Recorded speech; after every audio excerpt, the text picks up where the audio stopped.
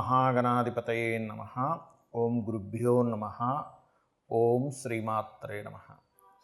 పరమేశ్వర స్వరూపమైనటువంటి జ్యోతిష, వాస్తు మరియు ఇతర అనేకమైనటువంటి శాస్త్రములను మనకు అందించినటువంటి మహర్షులకి నమస్కారం. హయగ్రీవ హయగ్రీవ హయగ్రీవేతి యో వదేత్ తస్య నిస్సరతే వాణి జహ్నుకన్యా ప్రవాహవత్. అరుణాం కరుణాతరంగితాక్షీం ధృతపాశాంకుశపుష్పబాణచాపాం అనిమాదిభిరావృతాం మయూకైః అహమిత్యేవ విభావయే భవానీం. శ్రీమాత్రే నమః.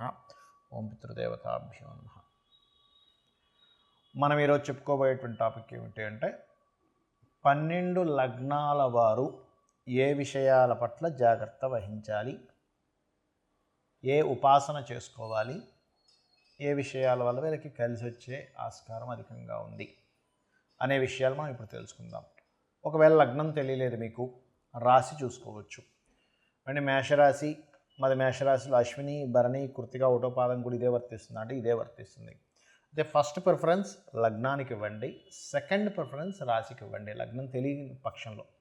బికాజ్ ఆఫ్ మనిషి యొక్క మనస్సు కాబట్టి సెకండ్ ప్రిఫరెన్స్ దానికి ఇవ్వచ్చు, అందులో ఎటువంటి దోషం లేదు. అయితే దీనికి సంబంధించినటువంటిది ఇది మీరు పలానా లగ్నంలో లేదా రాశిలో పుట్టినందుకు ఇవి చెప్తున్నా. బట్ మీ పర్సనల్ చార్ట్ బట్టి కొన్ని కండిషన్స్ ఉంటాయి, అది నేను మీకు వీడియో ఆఖరిలో చెప్తాను. వీడియో ఆఖరి వరకు చూసినట్లయితే మీకు పరిపూర్ణంగా తెలుస్తుంది. ఇప్పుడు ఒక్కొక్క లగ్నం గురించి మనం తెలుసుకుందాం. తులాలగ్నము, తులారాశి. తులావారికి కనుక చూసుకున్నట్లయితే సహజంగా ఈ తులాలగ్నం వారు ఈ లగ్నంలో జన్మించాము స్ట్రైట్ అవే నేను చేసుకోవచ్చు, లేదంటే లగ్నం తెలీదు, రాశి మాత్రమే మాకు తెలుసు. అందులో ప్రధానంగా చిత్త 3-4 పాదాలు, స్వాతి నక్షత్రము మరియు విశాఖ 3 పాదాలు ఉంటాయి.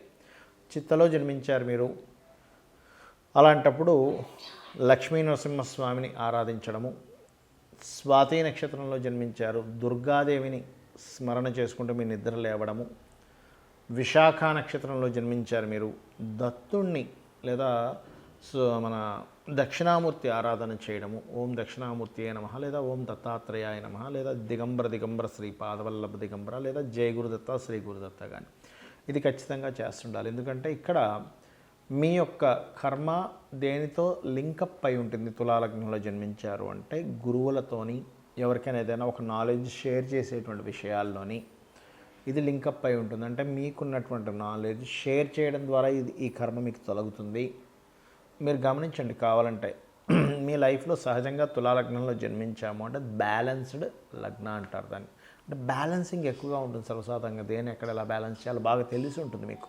అయితే ఇక్కడ ఏమవుతుందంటే ఎప్పుడైతే ధార్మికమైనటువంటి విషయాలకు మీరు కొంత వ్యతిరేకంగా ఉన్నారు అంటే అది మిమ్మల్ని ఇబ్బంది పెట్టడం స్టార్ట్ చేస్తుంది. ఎందుకు అంటే 3-6 లార్డ్షిప్ జూపిటర్కి వచ్చింది ఇక్కడ.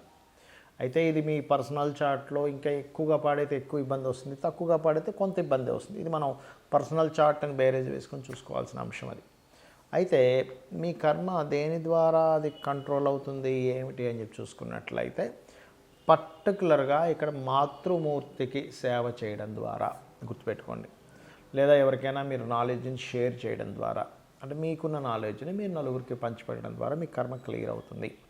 అండ్ అదేవిధంగా ఎనీథింగ్ క్రియేటివ్గా మీరు, అంటే కొంతమంది చూడండి ఏదైనా ఒక దేవాలయానికి, ముఖ్యంగా విష్ణు ఆలయానికి మీ వంతు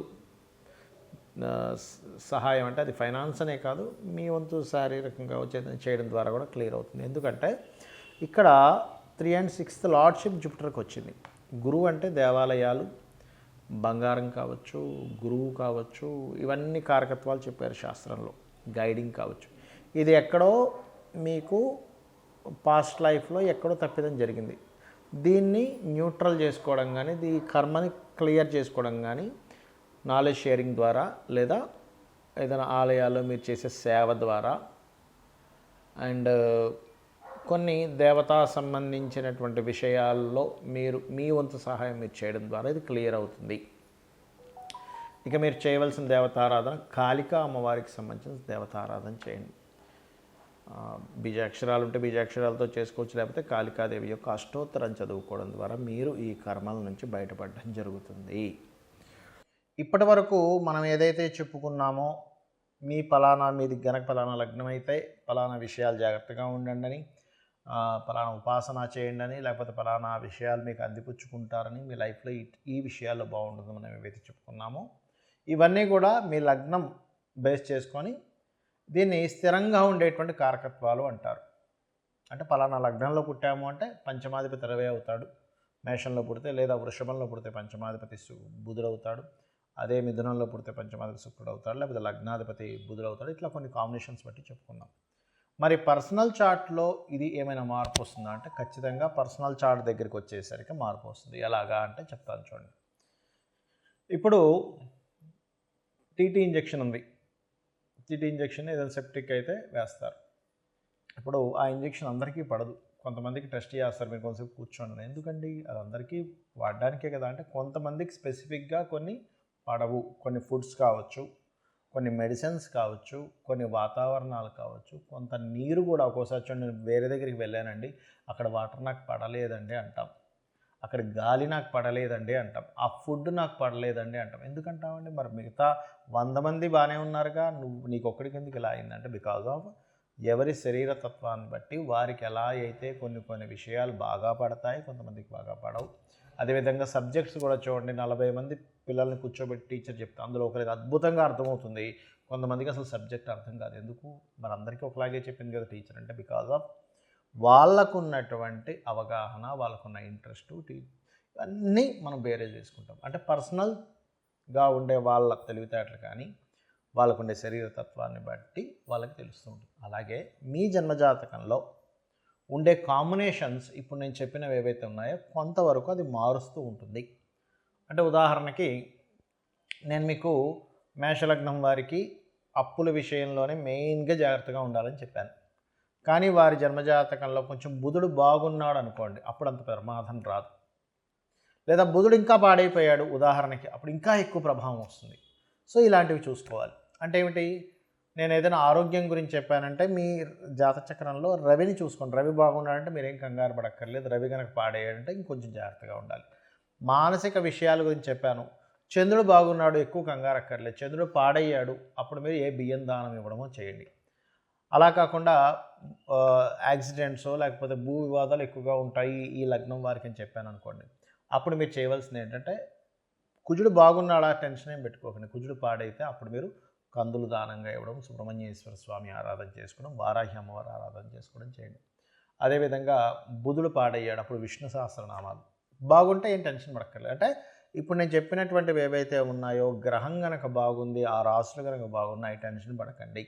ఆ రాసులు బాగోలేవండి, ఆ గ్రహం పాడైంది, మరింత ఎక్కువ జాగ్రత్త తీసుకోండి అని నేను మీకు క్లారిటీ ఇస్తున్నాను. అదేవిధంగా గురువు అయితే శనగల దానంగా ఇవ్వడం, గురువులు అంటే ఏదైనా బంగారానికి సంబంధించినటువంటి టీచింగ్ లైన్స్ సంబంధించిన విషయాల్లో కొంత జాగ్రత్తగా ఉండాలి. శుక్రుడైతే వివాహ సంబంధించిన విషయాల్లోని, శని భగవానుడైతే మీరు చేసే జాబ్ రిలేటెడ్ సంబంధించిన విషయాల్లోని, హెల్త్ విషయాల్లోని, రాహు అయితే విదేశాలకు వెళ్ళి అక్కడ ఉండేటువంటి విషయాల్లోని, కేతు అయితే కొంత ఆధ్యాత్మికత లేదా కొంత వైరాగ్య సంబంధించిన కొంతమందికి వస్తుంటుంది. అది పర్టికులర్గా ఏంటంటే కొన్నిసార్లు అయ్యో ఇటువంటి వైరాగ్యం ఈ సమయంలో రావడం ఏమిటి అనుకుంటూ ఉంటాం. ఏది మన మహాభారతంలో ఆ యొక్క యుద్ధం జరిగే సమయంలో అర్జునుడికి వచ్చినట్టు, అంటే ధర్మాన్ని వీడి ఒక రకమైన వైరాగ్యం. అప్పుడు కృష్ణుడు లాంటి వాడు మనకు కావాలి. ఆ శ్రీకృష్ణ పరమాత్మ యొక్క భగవద్గీత ఎవరైతే వింటారో ఈ వైరాగ్యం కూడా తగ్గుతుంది. సో నేను చెప్పినటువంటివి పర్సనల్ చార్ట్లోకి వచ్చినప్పుడు కొంత మార్పు వస్తుందనేటువంటి విషయాన్ని మీరు అర్థం చేసుకుంటూ నేను చెప్పినటువంటి పరిహారాలు మీరు చేసుకొని ఆ పితృదేవతల అనుగ్రహం కూడా పొంది లలితాంబిక అమ్మవారి యొక్క అనుగ్రహం కూడా పొందాలని మనస్ఫూర్తిగా కోరుకుంటూ మీ యొక్క జీవితాలు మరింత ఉజ్వలంగా మరింత సక్సెస్ఫుల్గా సాగాలని మనస్ఫూర్తిగా కోరుకుంటూ శ్రీమాత్రే నమః.